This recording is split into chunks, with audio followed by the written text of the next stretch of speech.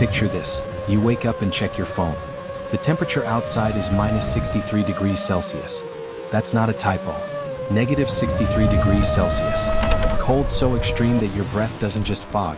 It crystallizes instantly into ice particles that fall to the ground like snow. Cold so severe that exposed skin freezes solid in under 90 seconds. Cold that makes steel brittle enough to shatter like glass. Cold that turns rubber into something that cracks like pottery. Cold that kills batteries, stops engines, and makes the air itself hurt to breathe. Now imagine you don't just have to survive this for a few hours while rescue comes. Imagine this is your home. Your village. The place where your children sleep, where your grandparents have lived for 70 years, where your family has existed for generations going back centuries. And imagine you have no central heating. No insulated modern housing. No backup generator or emergency services. No way to leave even if you wanted to because the mountain passes are buried under 3 meters of snow and won't open again for another 4 months. This isn't a nightmare scenario. This isn't some survival challenge that ends when cameras stop rolling. This is daily reality for families living in the coldest inhabited villages in the Afghan Hindu Kush mountains, where winter temperatures regularly drop to minus 50 degrees Celsius and occasionally plunge even lower to minus 63 degrees Celsius. Temperatures that rival the coldest places on Earth and that would kill most modern people within hours even with expensive gear. And here's what makes this even more unbelievable. These families aren't just barely clinging to survival. They're living. They're raising healthy children. They're keeping 80-year-old grandparents alive through these winters. They're maintaining livestock. They're functioning as communities despite facing cold that should make human habitation completely impossible. How is this possible? How do people survive, not just for one night but for months at a time, in temperatures that are literally colder than the average temperature on Mars? The answer reveals survival engineering so sophisticated that modern cold weather experts are studying it, techniques so effective that they work better than some modern technology, and knowledge so hard-won that it represents thousands of years of learning where every mistake meant dead families. Before we reveal exactly how Afghan families live in minus 63 degrees Celsius temperatures and why their methods work when modern approaches fail, drop a comment with where you're watching from and what the coldest temperature you've ever experienced was. And if stories of extreme human survival fascinate you, hit that subscribe button because what you're about to learn will change forever how you think about cold, about shelter, and about what the human species can actually endure. The Afghan Hindu Kush mountains where these families live aren't just cold. They're cold in ways that compound and multiply until the environment becomes actively hostile to human life. The elevation ranges from 3,000 to 4,500 meters above sea level, which means the air is thin. You're breathing roughly 40% less oxygen per breath than at sea level. Your body has to work harder for every function, burning more calories, demanding more from your cardiovascular system, making cold tolerance even more difficult. The winter darkness lasts from October through March, 6 months where temperatures never rise above freezing and where the coldest periods can last for weeks with daytime highs of minus 30 degrees Celsius and nighttime lows approaching minus 63 degrees Celsius. There's no relief. No warm day to recover. No break in the assault of cold that attacks everything continuously. The wind in the mountain valleys can reach 60 to 80 kilometers per hour during storms, and wind at these temperatures isn't just uncomfortable. It's a heat-stripping force that can kill exposed people in minutes. Wind chill at minus 50 degrees Celsius ambient temperature with 70 kilometers per hour wind creates an effective temperature approaching minus 80 degrees Celsius. Cold that freezes exposed flesh almost instantly and that penetrates through any clothing that has even minor gaps or inadequate insulation. The isolation is absolute. These villages are cut off from the outside world from November through April when snow blocks all the mountain passes. There's no road access. No supply deliveries. No medical evacuation if something goes catastrophically wrong. The families enter winter with whatever supplies they've gathered during summer and autumn, and those supplies have to last until spring or people die. And here's the factor that makes this even more challenging. Fuel is desperately scarce. At these elevations, trees don't grow. There's no forest to harvest firewood from. What little scrub brush exists is sparse and has to be gathered laboriously during summer. Every piece of fuel that will heat homes through winter has to be collected, dried, and stored in advance, and miscalculating how much you need means freezing before spring arrives. So how do families survive this? The answer starts with the shelter itself, and these aren't modern buildings. These are structures that have been refined over centuries to address the specific mechanisms by which extreme cold kills people. The houses in the coldest Afghan villages are built partially or completely underground. Not as a cultural preference but as calculated thermal engineering. At depths of 2 to 3 meters below the surface, the Earth maintains a temperature of roughly 8 to 12 degrees Celsius year-round regardless of what's happening on the surface. When the surface is minus 60 degrees Celsius, the Earth at that depth is still plus 10 degrees Celsius. This 70-degree temperature differential is the foundation of survival. Afghan mountain families aren't trying to create warmth from nothing. They're accessing warmth that already exists in the Earth's stable thermal mass and building their living space to benefit from it. The construction starts with excavation, digging into a mountainside or down from the surface to create chambers at adequate depth. In some villages, these are true underground rooms carved entirely from the earth. In others, they're semi-subterranean with walls extending 2 to 3 meters below ground level and only the roof and upper portions visible from the surface. The excavated chambers are lined with stone where it's available, creating walls that provide structural support while also serving as thermal mass. Stone absorbs heat from the warmer earth behind it and from any fire burned inside, then radiates that stored heat into the living space for hours after the fire goes out.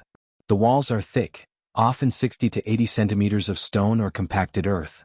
This thickness isn't just structural. It's insulation. Heat trying to escape from inside has to conduct through this massive barrier, and the process is slow enough that the heat mostly stays in the living space rather than bleeding out to the frozen exterior. The roof is perhaps the most critical element because heat rises, and a poorly insulated roof will vent warmth faster than any heating source can replace it. The roof structure uses heavy timber beams where wood is available, precious materials that might have been carried up from lower elevations or salvaged from previous structures. Where timber is too scarce, core-built stone construction creates a self-supporting dome. Over the structural roof goes insulation, layers of smaller materials building up thickness that can reach 50 to 100 centimeters. Brush and smaller branches create an initial layer. Packed earth and clay add mass. Sod with living grass roots on top binds everything together and adds final insulation. The total roof assembly can weigh several tons, but this weight presses down on the walls and helps seal the structure against wind infiltration. The entry to these underground or semi-underground homes is engineered as carefully as the main chambers. A descending passage or shaft creates an airlock between the surface and the living space. Cold air entering from outside flows down this passage, and the coldest, densest air pools at the bottom of the entry shaft in a cold trap rather than entering the living chambers. Warmer air from the living space, being less dense, floats above this cold air pool and doesn't escape easily. The entry design creates a thermal barrier using nothing but gravity and air density differences. No doors required, though most entries also have heavy felt or skin coverings that can be closed during the worst weather. Inside the chambers, the temperature differential is dramatic and measurable. When it's minus 60 degrees Celsius on the surface, a properly constructed underground home maintains interior temperatures of 5 to 12 degrees Celsius without any heating source at all. That's purely from accessing the Earth's stable temperature and from insulation preventing that warmth from escaping. This sounds cold by modern heated home standards, and it is. But it's 65 to 70 degrees warmer than the lethal exterior, and it's warm enough that a human body can maintain core temperature when combined with appropriate clothing and minimal additional heating. The heating system inside these homes has to work with impossibly limited fuel supplies. A family might have 150 to 200 kilograms of dried brush and dung to last through a 6-month winter. That's roughly 1 kilogram per day, an amount that seems absurdly inadequate until you understand how it's used. The fire isn't burned continuously like a modern heating system. It's burned strategically in the evening to prepare the space for sleep. The fire heats the stone walls and floor, loading thermal mass that will radiate warmth for 8 to 10 hours after the fire goes out. The fire also heats the air, warming the living space to perhaps 15 to 20 degrees Celsius while it's burning. Then the fire is allowed to die. The family doesn't try to maintain continuous combustion through the night because that would exhaust fuel supplies within weeks. Instead, they rely on the thermal mass they've loaded, the warm stone walls, the warm floor, the warm air trapped in the insulated space, to carry them through the night. By morning, the interior temperature has dropped from the 15 to 20 degrees Celsius achieved during the evening fire to perhaps 5 to 8 degrees Celsius. That's cold, but it's still 55 to 65 degrees warmer than the minus 60 degrees Celsius outside. The thermal mass has done its job, releasing stored heat slowly through the night and preventing the interior from dropping to temperatures that would kill sleeping people. This thermal battery approach is fuel efficient in ways that continuous burning can never match. Maintaining 15 degrees Celsius continuously through a 6-month winter would require perhaps 800 to 1,000 kilograms of fuel. Loading thermal mass in the evening and allowing slow cooling through the night reduces fuel requirements to 150 to 200 kilograms for the same period. The difference between impossible and barely possible. But the underground structure and evening fire only create the foundation. Surviving the night when interior temperatures are 5 degrees Celsius and you're trying to sleep requires additional engineering, and this is where Afghan mountain families' knowledge becomes most sophisticated. The sleeping area is positioned to maximize every available heat source. It's located against the back wall of the chamber, farthest from the entry where cold infiltration is greatest. It's positioned where the thermal mass is thickest and where radiant heat from the warm stone is strongest. It's elevated slightly above the floor level because cold air settles at the lowest point, and sleeping even 20 to 30 centimeters higher means sleeping in air several degrees warmer. The sleeping platform is built from layers that prevent ground heat loss. Even though the home is underground and the ground is warmer than the surface, there's still a temperature gradient between human body temperature at 37 degrees Celsius and ground temperature at 8 to 10 degrees Celsius. Without insulation, that gradient means heat flowing from sleeping bodies into the ground continuously through the night. The platform starts with a foundation layer, flat stones or compacted earth creating a level surface. Over this goes old felt or woven grass mats that create air pockets. Then wool carpets or additional felt layers. Then animal skins positioned fur side up. The total insulation thickness reaches 8 to 12 centimeters, creating a barrier that slows conductive heat loss to manageable levels. The bedding that covers this platform is where the real thermal engineering happens. Sheepskins with the wool still attached are layered multiple times, creating sleeping surfaces where the hollow wool fibers trap enormous quantities of air. 3 or 4 sheepskins layered together create insulation approaching modern sleeping bags and thermal resistance. But Afghan families don't stop there. They add a critical element that multiplies the effectiveness. They create a sleeping capsule rather than just laying on bedding. Heavy felt blankets or additional sheepskins are positioned to create barriers on the sides of the sleeping area, blocking air movement from the colder parts of the room. More sheepskins and felt go over the top, creating a covering that encloses the sleeping family. The weight of these coverings matters enormously. A family of 5 might sleep under 15 to 20 kilograms of sheepskins and felt. This weight compresses the layers together, eliminating air gaps where convective heat loss could occur while maintaining the insulation value of the wool. The compression creates an almost sealed thermal envelope where body heat accumulates rather than dispersing into the room.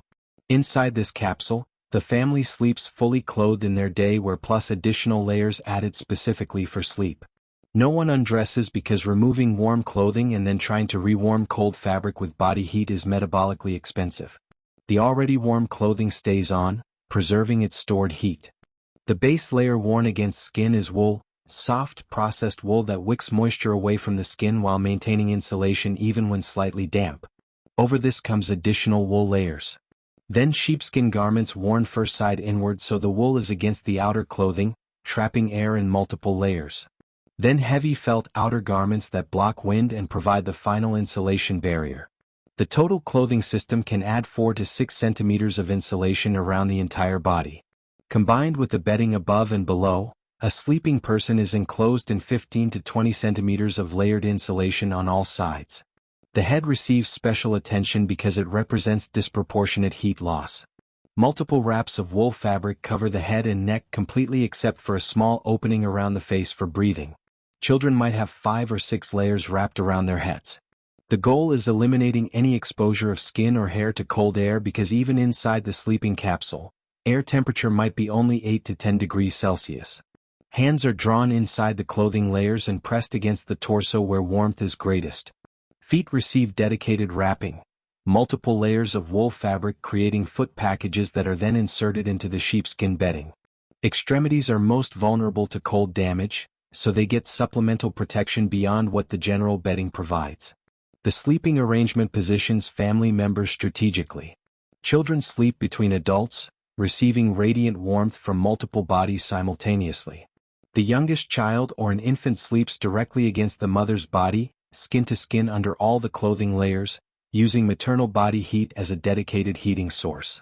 Elders whose metabolism generates less heat are positioned in the center of the sleeping cluster rather than at the edges where cold is greatest. The family doesn't spread out. They sleep in a tight cluster, bodies pressed together continuously from shoulder to feet. This physical intimacy eliminates air gaps between people where heat could escape. It creates a collective thermal mass where each person's body heat contributes to the warmth experienced by everyone. 10 people sleeping this way create an interior microclimate that can be 10 to 15 degrees Celsius warmer than the surrounding sleeping capsule. Additional heat sources are added when available.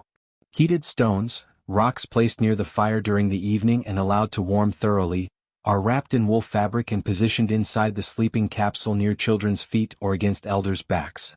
A properly heated stone can maintain useful warmth for 6 to 8 hours, providing supplemental heating through the coldest pre-dawn hours. Hot water bottles made from animal bladders or skins are filled with water heated during the evening meal preparation. These are positioned strategically throughout the sleeping capsule, creating distributed heat sources that extend the evening fire's warming effect through the night. Livestock plays a role that sounds strange until you understand the thermal physics. On the coldest nights when temperatures drop toward -63 degrees Celsius, young animals, newborn lambs, goat kids, calves, are brought into the living chamber and positioned in a designated area separated from the human sleeping space but sharing the same room. These animals generate substantial metabolic heat. A few young livestock can raise the room's ambient temperature by 2 to 4 degrees Celsius through their continuous heat output. That doesn't sound like much, but when you're operating at the margin where every degree matters, that contribution can be the difference between survivable conditions and dangerous cold stress. The overnight management requires vigilance that modern people sleeping in heated bedrooms never experience. One adult remains partially alert through the night, monitoring the family's condition. They wake periodically to check that children are adequately covered, that no one has shifted position in sleep to expose themselves to dangerous cold, that elders show no signs of hypothermia or cold stress. This watch duty rotates among capable adults so no single person becomes dangerously sleep-deprived over weeks of winter. The watching adult sacrifices deep sleep to ensure everyone survives the night, checking every 2 to 3 hours that all the thermal management systems are functioning correctly. By morning when the family wakes, if everything has been executed correctly, everyone is alive and functional despite sleeping through a night when the exterior temperature was cold enough to kill an exposed person in under 5 minutes. They survive because every element of the sleeping system addressed specific mechanisms by which cold kills sleeping people. But sleeping through the night is only half the challenge. During the day, people have to function, to prepare food, to care for livestock, to maintain the home, to gather the minimal fuel and water that daily survival requires.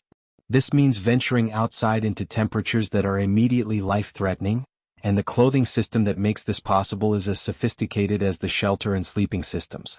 The outer layer is heavy felt, dense, compressed wool felt that's been treated with animal fat to make it somewhat water-resistant and windproof. This outer garment is a long coat that reaches below the knees, with sleeves that extend well past the hands. The felt is thick enough, often 2 to 3 centimeters, that it blocks wind almost completely while providing substantial insulation. Under the felt coat comes the sheepskin layer, a full-body garment made from sheep or goat hide with the wool left on and worn fur side inward. The wool creates an insulating layer that traps air against the body while the hide provides wind protection. The sheepskin is fitted closely to prevent air gaps while remaining loose enough to allow the air-trapping function of the wool. Under the sheepskin comes the wool base layer, often multiple layers of woven wool fabric worn directly against the skin. Wool has unique properties that make it superior to most alternatives in extreme cold. It remains insulating even when damp from perspiration. It wicks moisture away from the skin surface. It doesn't compress and lose insulation value as easily as other materials. The extremities receive the most elaborate protection because they're most vulnerable to frostbite. The hands are covered first with thin wool gloves, then with thick wool mittens, then with outer sheepskin or felt mittens. This creates 3 layers of insulation with air gaps between each layer, resulting in total hand insulation of perhaps 4 to 5 centimeters thickness. The feet get similar treatment. Thin wool socks against the skin. Thick wool wrappings over those. Then sheepskin boots worn fur side inward. Then outer felt boots. The total foot package can be 8 to 10 centimeters thick in all directions, creating insulation that allows people to stand on frozen ground at -60 degrees Celsius for extended periods without frostbite. The face, which has to remain partially exposed for vision and breathing, receives special treatment with animal fat. Rendered sheep or goat fat is rubbed onto the cheeks, forehead, nose and chin, creating a physical barrier that blocks wind from reaching the skin surface. This eliminates wind chill at the skin level. Even if the ambient temperature is -60 degrees Celsius with 40 km/h wind, the fat layer means the skin experiences still air at whatever temperature the fat maintains. Sometimes ash from the fire is mixed with the fat, creating a paste that has additional heat retention properties. The carbon particles absorb any available radiant heat and hold it against the skin. This paste is particularly important for children whose faces are more susceptible to frostbite than adults. The actual time spent outside is minimized ruthlessly. No one stays exposed longer than absolutely necessary. Tasks are planned and executed with efficiency that comes from knowing that wasted time outside means cold injury or death. Water is retrieved from the ice-covered stream in the shortest possible trip. Livestock are checked quickly and efficiently. Fuel gathering from the stored supply happens in minutes rather than leisurely hours. The food system that sustains people through these conditions has to provide extraordinary caloric density because the body's energy demand at -60 degrees Celsius is enormous. Maintaining core temperature requires 4,000 to 5,000 calories per day for adults, sometimes more during periods of physical exertion. This energy has to come from food preserved from summer and autumn because nothing grows during the 6-month winter. Dried meat is the foundation.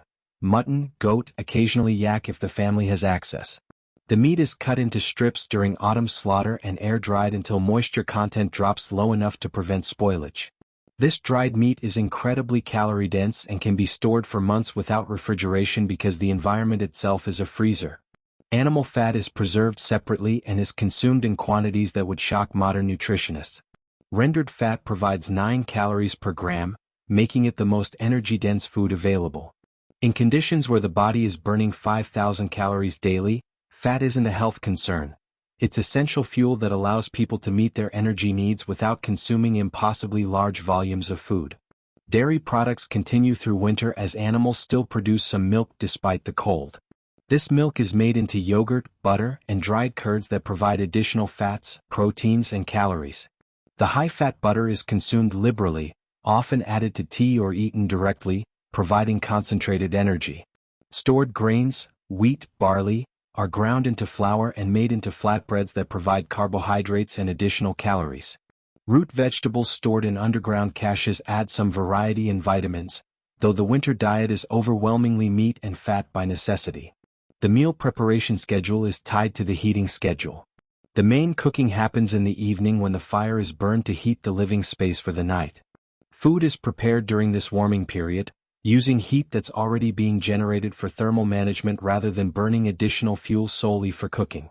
Tea, often milk tea with butter added, is consumed throughout the day providing hydration, warmth, and calories. The hot liquid helps maintain core temperature while the fat in the tea provides energy. Making tea requires minimal fuel because it can be prepared on the residual heat from the thermal mass even without an active fire. The children in these families grow up experiencing this winter reality from infancy, and their survival requires specific adaptations beyond what adults need.